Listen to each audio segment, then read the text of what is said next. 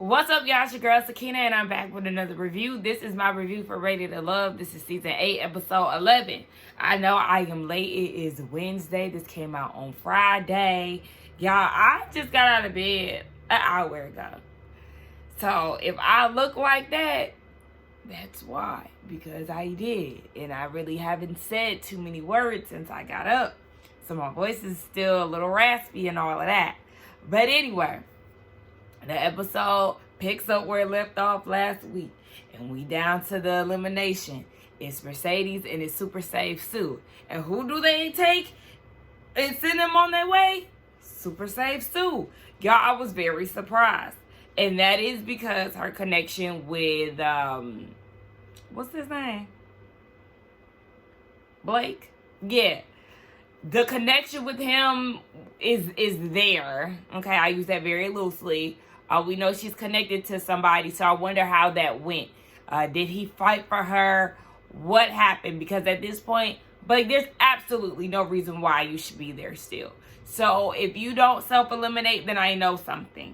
But Jeffrey talking about everybody's all, loving and, sending her off with hugs and stuff. And she was like, we know it's all fake, girl. Anyway, they saved Mercedes, even though they feel like Mercedes is the homegirl and putting everybody in the friend zone. She now wants to focus on her two connections and wants to be intentional with Anthony and Mark Anthony. Girl, hang it up with Anthony because I don't see y'all going anywhere.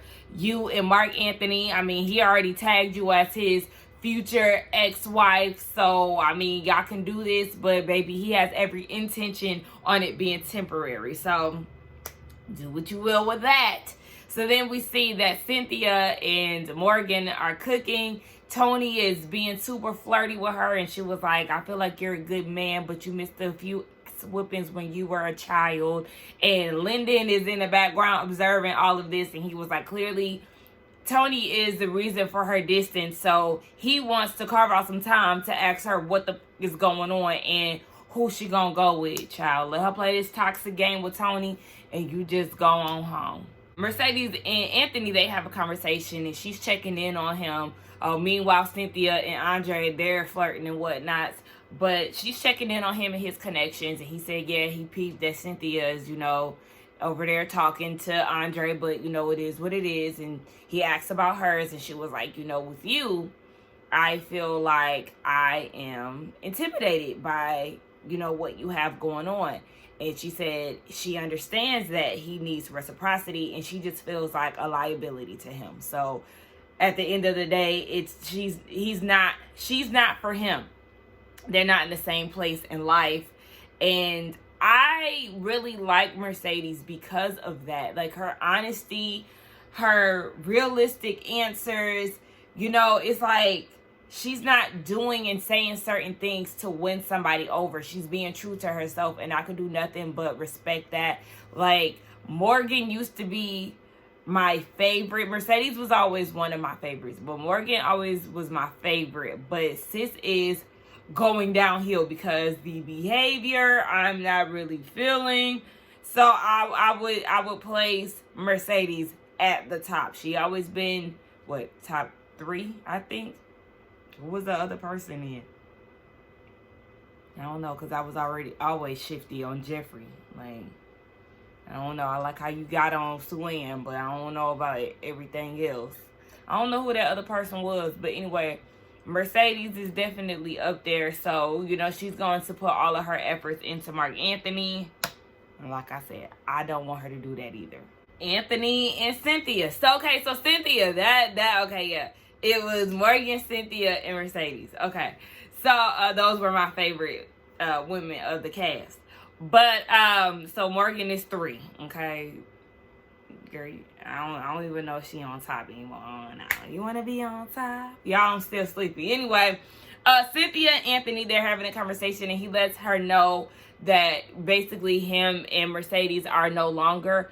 Mercedes, while you were in the pool with Mark Anthony, we seen that heavy eyebrow pencil, like, bleeding off of your eyebrow. Don't put on makeup if you know you're going to get in the pool. That's pointless as hell. And I also want her to apply her makeup better. Her eyeshadow always bugs me.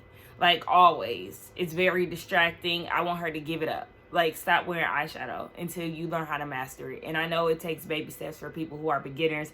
Baby, I am a beginner anytime I put on makeup myself. However,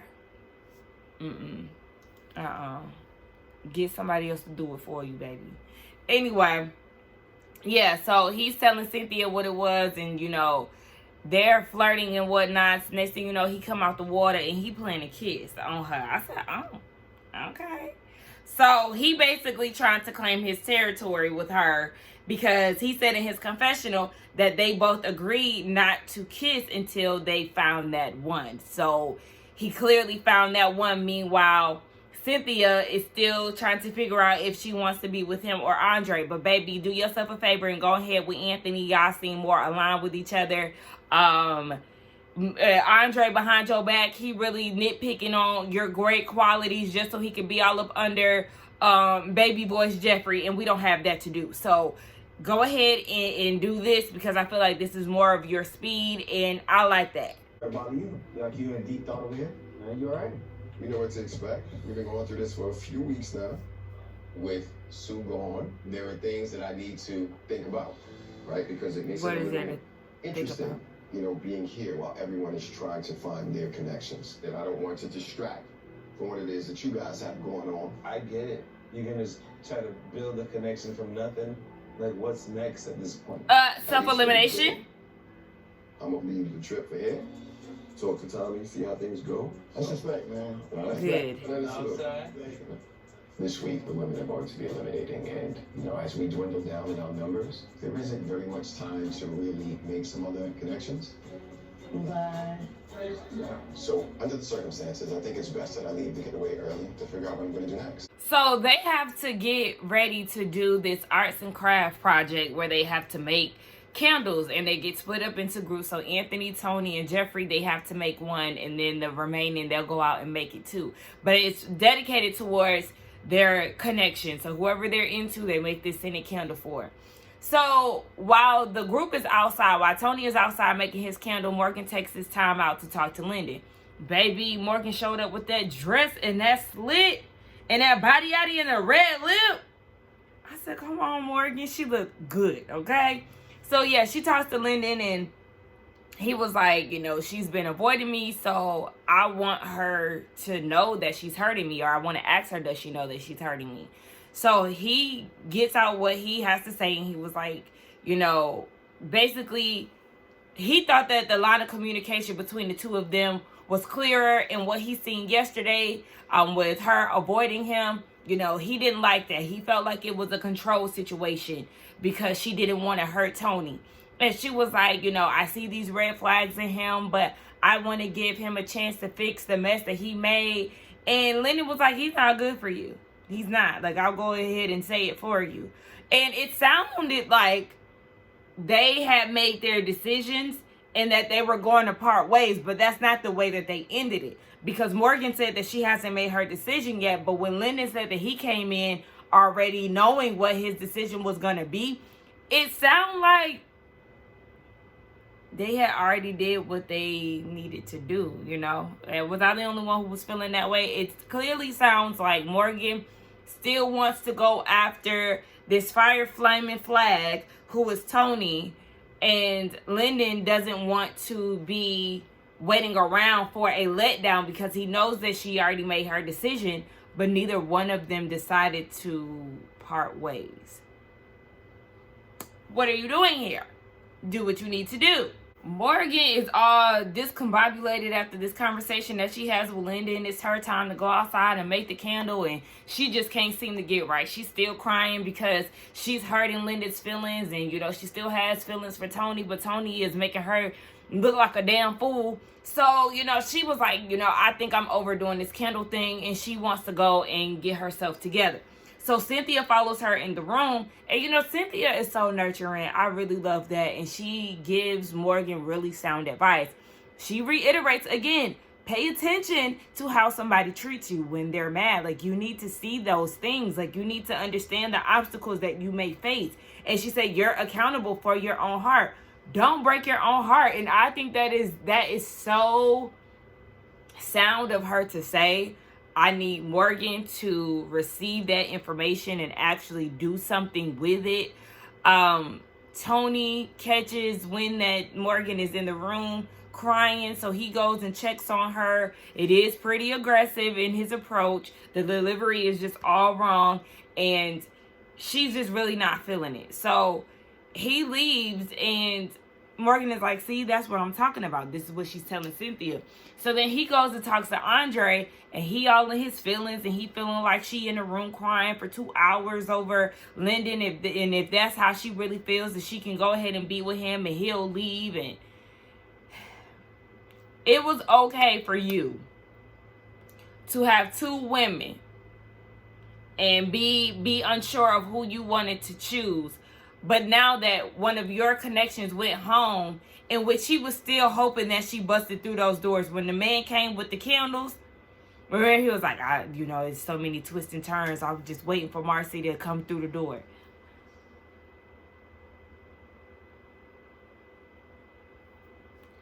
Morgan, hang it up with him. Like, you crying because, yes, you did hurt Lyndon's feelings, but I feel like you're also crying because of what Lyndon said about Tony not being good for you.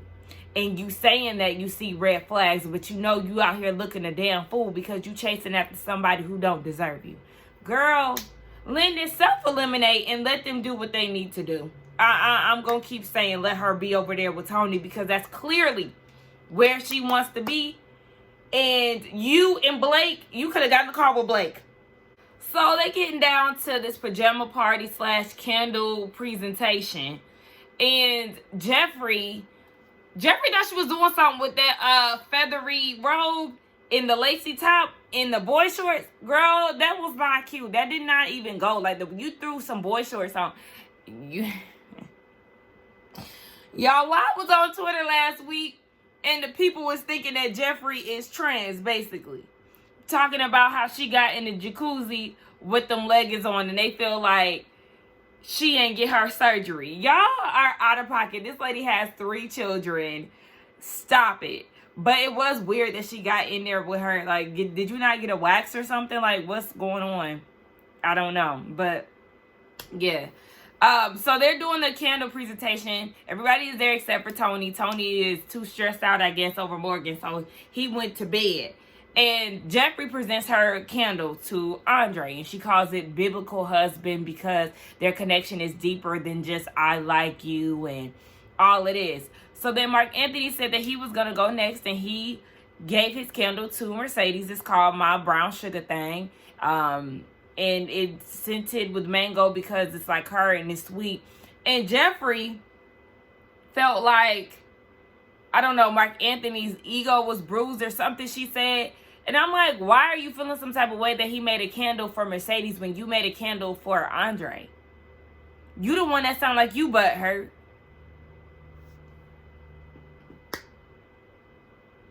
Jeffrey is just confrontational and she likes drama. We already gathered that. I already said that a few episodes ago. I just felt like that was so unnecessary to say. I actually like the whole candle ceremony, the descriptions and all. That was real sweet. I love it. My girl Cynthia, baby, I don't know what the hell Andre be talking about, but she is very intentional. I love the way that she words things. Like, I absolutely love her.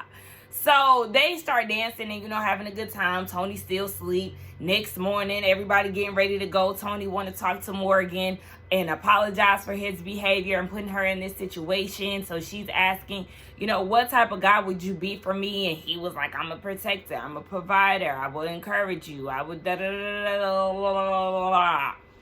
all the basic things. And he wins her over with that. And, there's just nothing more to say about their situation. I just hope when she goes home, she lets Lyndon know that she's going with him. This how Blake look. With her little dimples.